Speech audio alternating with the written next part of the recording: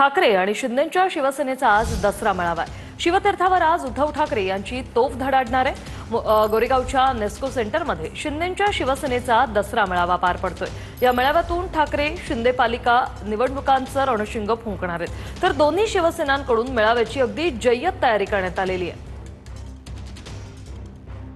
दोन दृश्य आपण पाहतोय। शिवतीर्थावर आज उद्धव ठाकरे यांची तोफ धडाडणार आहे।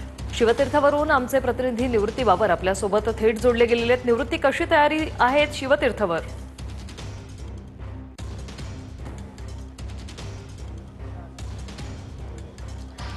नक्कीच सर्वांचं मुंबईकडे लक्ष आहे, कारण की दोन्ही मेळावे जे आहेत ते या ठिकाणी पार पडणार आहेत। सुरुवातीला शिवतीर्थ या ठिकाणी आपण पाहतोय की संपूर्ण जय्यत तयारी जी आहे ते या ठिकाणी ठाकरेंच्या शिवसेनेकडून करण्यात आलेली आहे आणि दसरा मेळाव्याचे मोठमोठे होर्डिंग जे आहे ते या ग्राउंडवरती लावण्यात आल्याचं आपल्याला पाहायला मिळतंय। विचार ठाकरेंचा आवाज महाराष्ट्राचा अशा आशयाचं मोठं होर्डिंग जे आहे ते या ठिकाणी लावण्यात आलेलं आहे आणि संपूर्ण छत्रपती शिवाजी महाराज पार्क पाहतोय की तयारी जी आहे ती तयारी पूर्ण झालेली आहे। खरं तर पावसाचं सावट दसरा मेळाव्यावर असेल असं सांगितलं जात होतं, परंतु आता तयारी तरी देखील पूर्ण ठाकरेंच्या शिवसेनेच्या वतीनं करण्यात आलेली आहे। राज्यभरातून जे शिवसैनिक येणार आहेत त्यांची आसन व्यवस्था देखील या ठिकाणी पूर्ण झाल्याचं चित्र आपल्याला पाहायला मिळतंय। या दसरा मेळाव्याकडे सर्वांचं लक्ष असणार आहे, कारण की ज्या पद्धतीने महाराष्ट्रामध्ये पूर परिस्थिती निर्माण झालेली आहे त्या दृष्टीने उद्धव ठाकरे आज देखील काय बोलणार याकडे सर्वांचं लक्ष आहे। त्याचसोबतच आगामी महानगरपालिकेच्या निवडणुका, त्याचसोबतच स्थानिक स्वराज्य संस्थांच्या निवडणुकीच्या पार्श्वभूमीवरती शिवसैनिकांना काय संदेश देणार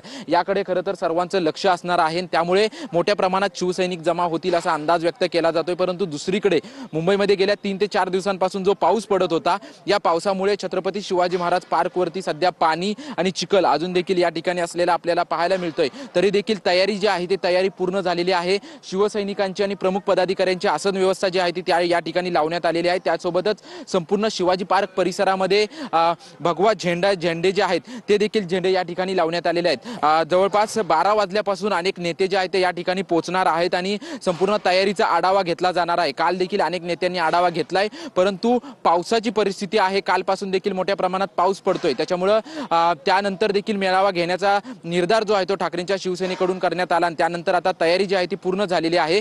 त्यामुळे आता शिवसैनिक यायला सुरुवात होईल, परंतु उद्धव ठाकरे नक्की मेळाव्यामध्ये काय बोलणार आणि महानगरपालिकेच्या दृष्टीने, विशेषतः मुंबई महानगरपालिकेच्या दृष्टीने उद्धव ठाकरे नक्की काय घोषणा करणार याकडे खरं तर सर्वांचं लक्ष आहे आणि तयारी देखील पूर्ण झाल्याचं चित्र सध्या शिवाजी महाराज पार्कवरती आपल्याला पाहायला मिळतंय। धन्यवाद निवृत्ती, तुम्ही दिलेल्या या माहितीसाठी।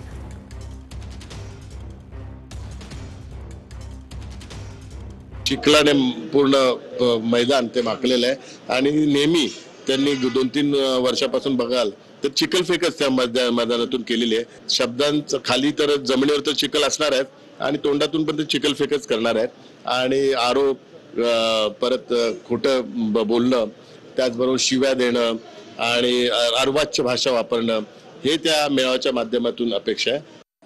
त्याने एक नवीन परंपरा सुरू केली, ती म्हणजे गद्दारांचे मेळावे। आधी निष्ठावंतांचे मेळावे होत होते, पण भाजपच्या प्रेरणेनं, अमित शहांच्या प्रेरणेनं मुंबई महाराष्ट्रात गद्दारांचे मेळावे व्हायला लागले। आता गद्दारांच्या मेळाव्यावर चिखल नाही फेकायचं तर काय करायचं? पारिजातकाची फुलं फेकायची का बकुळीची फुलं फेकायची? पार्कातला जो चिखल आहे शिवतीर्थावरचा, त्या चिखलात त्यांना लोळवावंच लागेल। हिंदुहृदय सम्राट बाळासाहेब ठाकरे जरी असते तरी त्यांनी तेच केलं असतं।